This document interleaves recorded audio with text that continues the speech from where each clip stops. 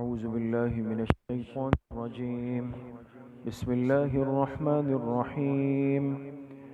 ولقد آتينا موسى الكتاب فلا تكن في مرية من لقائه وجعلناه هدى لبني إسرائيل وجعلنا منهم أئمة يهدون بأمرنا لما صبروا وكانوا بآياتنا يوقنون إن ربك هو يفصل بينهم يوم القيامة فيما كانوا فيه يختلفون. صدق اللہ العظیم. یہ سورہ الف لام میم سجدہ کی آیت نمبر 23، 24 اور 25، یہ تین آیتیں آپ حضرات کے سامنے تلاوت کی گئی ہے. گزشتہ کل کے درس میں یہ بات چل رہی تھی کہ اللہ پاک نے تذکرہ فرمایا ان دو طبقوں کا، جس میں سے ایک طبقہ آخرت کا، قیامت کا اور قیامت کے سارے مراحل کا انکار کرتا ہے. اور انکار اس لیے کرتا ہے کہ بھئی یہ بات ہماری عقل میں نہیں آتی، سمجھ میں نہیں آتی، اس کا انکار کر دیا. دوسرا طبقہ ماننے والوں کا ہے جو غیب پر، مغیبات پر ایمان رکھتا ہے، اور ایمان اس لیے رکھتا ہے کہ اللہ اور اللہ کے آخری پیغمبر پہ یقین رکھتا ہے. جب انسان کسی پر اعتماد کرتا ہے تو اس کی بات کو قبول بھی کرتا ہے. تو اس امت کو اللہ پاک نے اپنی ذات کا اور آخری پیغمبر جناب رسول اللہ صلی اللہ علیہ وسلم ان باتوں سے یقیناً ان کے دل پر تو گزرتی تھی، تکلیف تھی. تو اللہ پاک نے قرآن کریم میں کئی مقامات پر ان کو تسلی دی ہے، جو پچھلی امتوں کے اندر بھی رہا ہے، اور انہوں نے اپنے پیغمبروں کے ساتھ کیا ہے. ان کے ساتھ جو انجام ہوا ان کے ساتھ بھی وہ ہو جائے گا. اسرائیل کے ان کو بھی کتاب ملی تھی، ان کو بھی شریعت ملی تھی، لیکن ان کی امت نے بھی انکار کیا اور ان کا مذاق اڑایا. تو آپ کے ساتھ بھی امت کا ایک بہت بڑا طبقہ یہ معاملہ کرے گا. آپ ان کی باتوں کی پرواہ نہ کریں، تسلی رکھیں. ان آیات کا ترجمہ ہے وَلَقَدْ آتَيْنَا مُوسَى الْكِتَابَ، اور یقیناً ہم نے دی موسیٰ علیہ السلام کو کتاب. کون سی کتاب؟ تورات دی. فَلَا تَكُنْ فِي مِرْيَةٍ مِّن لِقَائِهِ، پس تم اس کے ملنے میں شک مت کرو. وَجَعَلْنَاهُ هُدًى لِبَنِي إِسْرَائِيل، اور ہم نے اس کتاب یعنی تورات کو ذریعہ ہدایت بنا دیا تھا بنی اسرائیل کے لیے. ہر پیغمبر کی کتاب ہدایت کا سب سے بنیادی ذریعہ ہوتی ہے. وَجَعَلْنَا مِنْهُمْ أَئِمَّةً، اور ہم نے مقرر کیے تھے ان میں سے کچھ رہنما، پیشوا، یہدون بِأَمْرِنَا، جو ہمارے حکم سے ان کی قیادت کرتے تھے. لما صبروا، جب تک انہوں نے صبر کیا. وَكَانُوا بِآيَاتِنَا يُوقِنُونَ، اور وہ ہماری آیتوں کا یقین بھی کرتے تھے. إِنَّ رَبَّكَ هُوَ يَفْصِلُ بَيْنَهُمْ يَوْمَ الْقِيَامَةِ، بے شک آپ کا رب ان لوگوں کے درمیان عملی فیصلہ فرمائے گا قیامت کے دن. فِيمَا كَانُوا فِيهِ يَخْتَلِفُونَ، جن باتوں میں یہ اختلاف کر رہے ہیں. لہذا آپ پرواہ نہ کریں، عملی فیصلہ تو قیامت کے دن ہو کر رہے گا. اب دیکھیں، اللہ پاک نے تسلی دینے کے لیے حضرت موسیٰ علیہ السلام کی مثال پیش فرمائی، اس لیے کہ قرآن کریم یہ کتاب ہدایت بھی ہے اور کتاب فطرت بھی ہے. ہر انسان کی فطرت کو اور مزاج کو سامنے رکھ کر اللہ پاک نے اس کو مخاطب فرمایا ہے. جب یہ کتاب ذریعہ ہدایت ہے دوستو، ایک بات اگر ہمارے مزاج اور فطرت کے خلاف کہی جائے وہ کبھی بھی انسان قبول نہیں کرتا، بلکہ بوجھ بن جاتی ہے. اب انسانی فطرت کیا ہے کہ ایک کام کرنا مشکل ہے، یا کام کرتے ہوئے حوصلہ بار بار ٹوٹ رہا ہے. تو ایسے موقع پہ اس انسان کو مطمئن کرنے کے لیے اور اس کا حوصلہ بڑھانے کے لیے فطرت انسانی کیا ہے دوستو، کہ اس آدمی کو پچھلے کسی شخص کا واقعہ اور حالات بیان کر کے حوصلہ دیا جاتا ہے. بھئی یہ تو آپ پر تو کچھ بھی نہیں ہے، آپ کو پتہ نہیں ہو جو فلاں گزرے ہیں ان پر کیا کیا حالات آئے، کیا کچھ ہوا ان کے ساتھ، کتنے سالوں تک وہ بیچارے اس طرح پریشان رہے، لیکن دیکھیں انہوں نے ہمت کی، ہمت نہیں ہاری، کتنا مقام مل گیا. تو انسانی فطرت میرے عزیزوں دوستوں بزرگوں یہ ہے کہ جب یہ کسی کے حالات کو سامنے رکھتا ہے، احوال کو سامنے رکھتا ہے، تو اس کے لیے کام کرنا آسان ہو جاتا ہے. یہ جو ہمیشہ آپ حضرات سنتے ہیں نا علماء سے، ہمارے بڑوں سے، کہ بھئی اپنے بڑوں کی، اکابر کی، اہل اللہ کی، اہل حق کی زندگیوں کو پڑھیں. آج کیوں اس امت کے نوجوان کو کتاب سے کاٹا گیا؟ آپ دیکھیں نا کتاب کے مطالعے کا ذوق وہ چند پرسنٹ بھی باقی نہیں رہا. ہر انسان آج کمال سمجھتا ہے کہ بھئی ہر چیز تو موجود ہے، یہ ایک بٹن دبائیں اور آپ کے سامنے پوری ڈائریکٹری آ جائے گی اور فلاں آ جائے گا اور فلاں آ جائے گا. وہ کتاب ہاتھ سے لے لی گئی، مطالعے کا ذوق لے لیا گیا. آج کے مسلمان اور خاص طور پہ نوجوان مسلمان کے پاس اپنے بڑوں کے حالات کا 0% علم بھی نہیں. اس کو پتہ ہی نہیں ہے کہ ہمارے بڑوں کی تاریخ کیا تھی، ان پر کیسے حالات آئے، کن قربانیوں سے وہ گزرے، اور اپنے ایمان اور عقیدے کی حفاظت کے لیے اور دین کے غلبے کے لیے اس امت کی کیا تاریخ ہے، وہ ہے ہی نہیں. تو جب ہے نہیں تو آج کا انسان یہ سمجھتا ہے کہ اگر میرے ملک میں ایک چیز 10 روپے مہنگی ہو گئی، سب سے بڑی قیامت مجھ پہ ٹوٹ رہی ہے، اور یہ سب سے بڑی مصیبت ہے.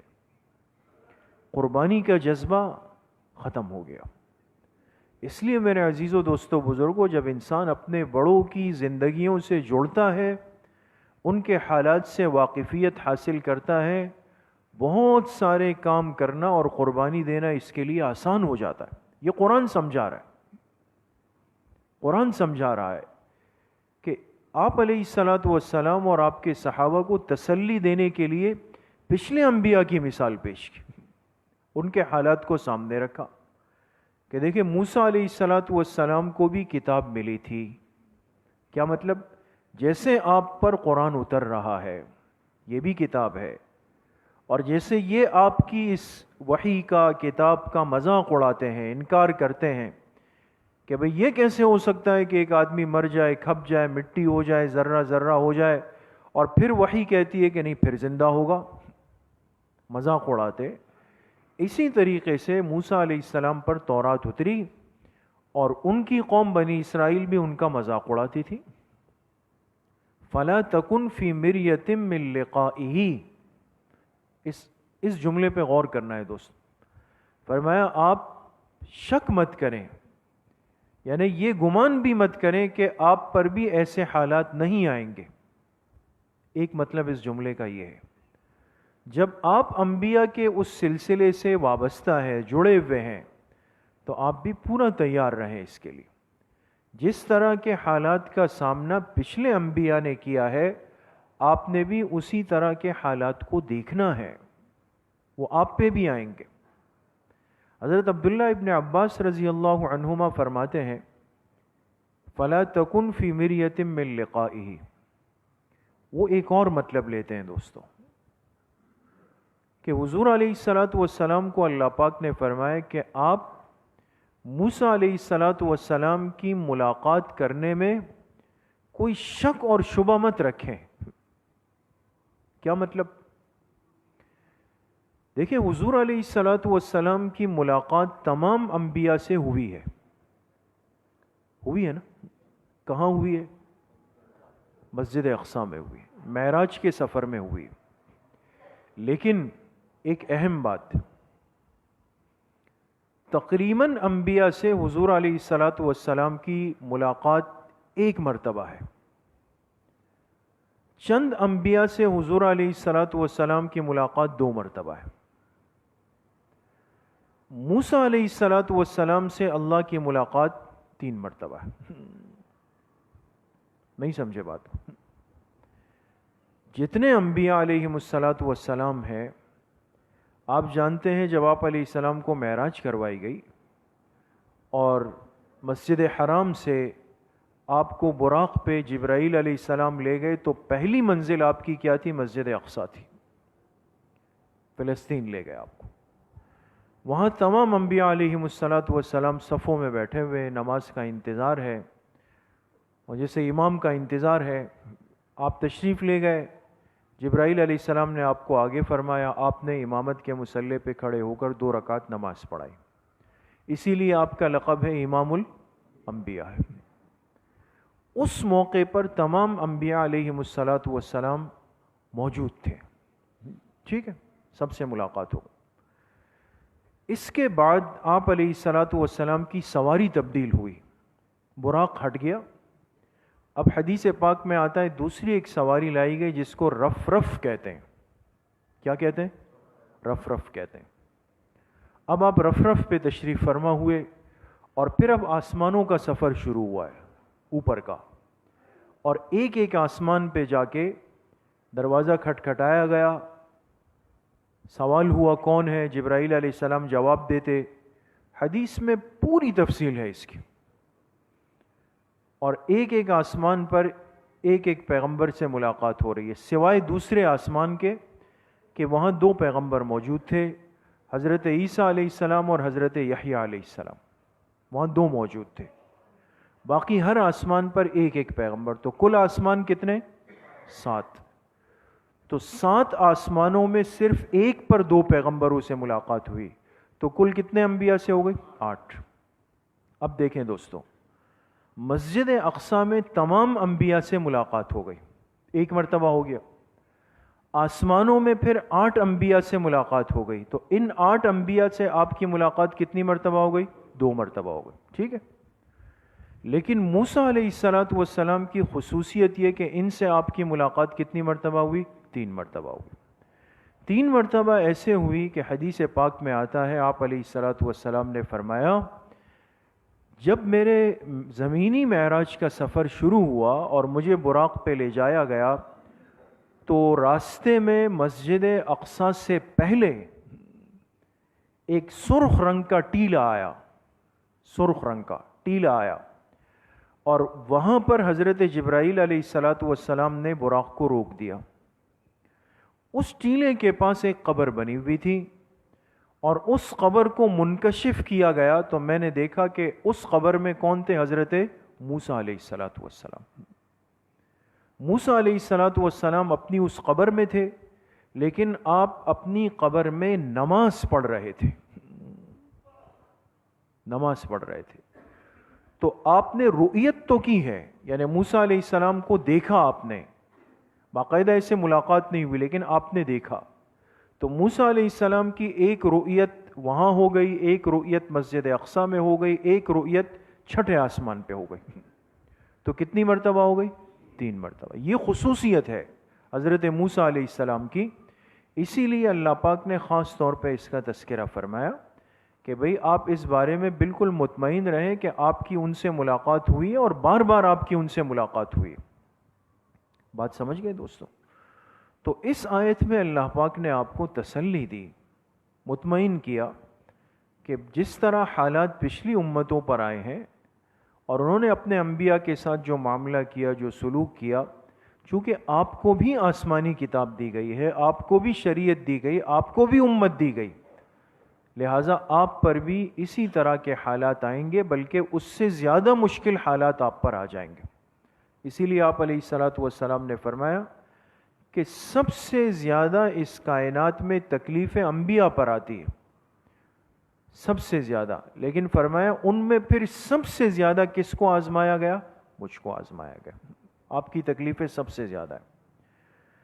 پھر دوسری آیت میں اللہ پاک نے ایک اور بات کی طرف اشارہ فرمایا کہ ہم نے بنی اسرائیل میں ایک ایسا طبقہ رکھا جو قیادت کا کام کرتا تھا، وَجَعَلْنَا مِنْهُمْ أَئِمَّةً، ہم نے ان کے اندر کچھ رہنما رکھے جو راستہ بتانے والے تھے، لیکن اس کے لیے 2 شرطیں اللہ پاک نے ذکر فرمائی یہاں پہ، اور مفسرین نے لکھا ہے کہ اس آیت سے یہ بات ثابت ہوتی ہے کہ اس دنیا میں جو آدمی اپنی قوم کی چاہے چھوٹا طبقہ ہے چاہے بڑا طبقہ ہے، اگر وہ ان کی ایک قیادت اور رہنمائی کا کام کرنا چاہے گا تو اس کے لیے دو باتوں کا اہتمام ضروری ہوگا۔ ایک کو اشارہ کیا لما صبروا، اور ایک کو بیان کیا وَكَانُوا بِآيَاتِنَا يُوقِنُونَ۔ اس میں بہت تفصیل ہے، لیکن معارف القرآن میں حضرت مفتی اعظم پاکستان مفتی محمد شفیع صاحب رحمۃ اللہ علیہ نے بہت خوبصورت بات لکھی۔ حضرت فرماتے ہیں کہ لما صبروا سے اشارہ ہے کمال عملی کی طرف، کہ قیادت دینی کا حقدار ہونے کے لیے ضروری ہے کہ ایک آدمی کی عملی زندگی بنی ہوئی ہو، اور فرمائے وَكَانُوا بِآيَاتِنَا يُوقِنُونَ سے اشارہ ہے کمال علمی کی طرف، کہ قیادت دینی کے لیے ضروری ہے کہ اس آدمی کا علمی مقام بھی بنا ہوا ہو۔ اب دیکھیں نا، جہاں انسان منصب پہ بیٹھ گیا، منصب پہ، کرسی پر، عہدے پر، لیکن ان دو باتوں میں سے جس میں کمی ہوگی تباہی مچ جائے گی۔ اگر اس کے پاس اس منصب کا علم نہیں، ایک جاہل گنوار آدمی بیٹھ گیا، کسی بھی بنیاد سے، کسی بھی پس منظر اور بیک گراؤنڈ کی وجہ سے آ کے بیٹھ گیا، چلو بھائی سورس تھی آ کے بیٹھ گیا، لیکن اب جانتا نہیں ہے کہ کام کیسے کرنا ہے، تو اب ہوگا کیا؟ تو آپ سمجھتے ہیں پھر غلط سلط ہوگا، واہی تباہی مچ جائے گی اس کے اندر۔ یا اگر ایک آدمی کے پاس اس منصب کا علم ہے لیکن وہ عملی طور پہ بالکل فیل اور زیرو آدمی ہے، یعنی نہ اس کے پاس اعمال ہے، نہ اللہ سے تعلق ہے، نہ اخلاق ہے، نہ آداب ہے، کچھ بھی نہیں ہے اس کے پاس، تو نتیجہ کیا ہوگا کہ تکبر میں بھرا ہوا بیٹھا ہوگا، کسی کو دھتکارے گا، کسی کو باتیں سنائے گا، کسی سے گالم گلوچ کرے گا، کسی سے مال بٹورے گا، کسی کو بائی پاس کر کے غلط کو آگے لائے گا۔ یہ کیوں؟ اس لیے کہ عملی زندگی میں فیل ہے، زیرو ہے۔ قرآن کریم سے واقفیت انسان کو زندگی کے گزارنے کا سلیقہ بھی سکھاتا ہے۔ اس لیے آج یہ انتشار کیوں ہمیں نظر آتا ہے معاملات کے اندر؟ آپ کہیں بھی چلے جائیں اپنے کسی کام کے لیے، تو 3 4 5 گھنٹے بعد آپ جب وہاں سے آئیں گے تو غیبتیں کر رہے ہوں گے، گالیاں دے رہے ہوں گے، برا بھلا کہہ رہے ہوں گے، بد دعائیں دے رہے، سب کے ساتھ یہ معاملہ ہے۔ بھائی میرا ایک کام تھا، میں تو 1 ہفتے سے خوار ہو گیا، بھائی جائز کام ہے وہ بھی نہیں ہو رہا۔ اب اس نہ ہونے کی وجہ کیا ہے؟ کہ یا تو وہاں بیٹھا ہوا آدمی اس علمی حیثیت سے خالی ہے، یا اگر علمی ہے تو عملی حیثیت سے خالی ہے۔ اور یہ قرآن طے کر چکا ہے کہ قیادت اور سیادت اس کو دی جائے، آگے اس کو بڑھایا جائے جس کے اندر یہ دونوں کمالات موجود ہو۔ ابھی آپ حضرات نے ہمارا جو تاریخ اسلام کا سلسلہ چلا اور جو ختم ہوا، سنا آپ حضرات نے نا، جو اتوار کے دن مغرب کے بعد ہم کرتے تھے، ابھی ختم ہوا، تو اس میں آپ نے خلفائے اربعہ کے حالات دیکھیں۔ ان چاروں خلفاء کو خلافت کے منصب پر کیسے بٹھایا جاتا تھا؟ اب ہزاروں صحابہ کے اندر ان چاروں کو لیا گیا، اس لیے کہ ان کے ہوتے ہوئے کسی دوسرے کی طرف آنکھ ہی نہیں گئی۔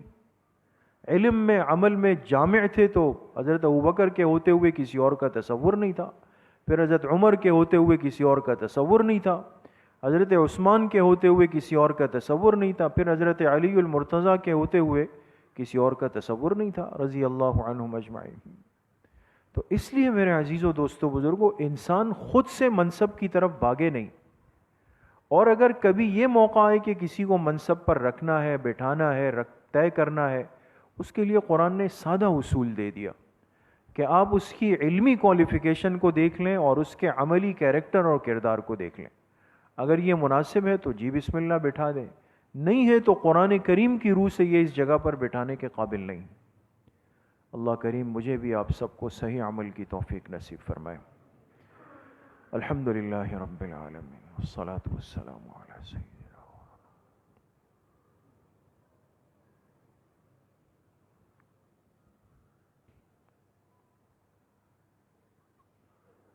وصلی اللہ وسلم علی نبینا محمد وآلہ واصحابہ اجمعین برحمتک یا رحمت۔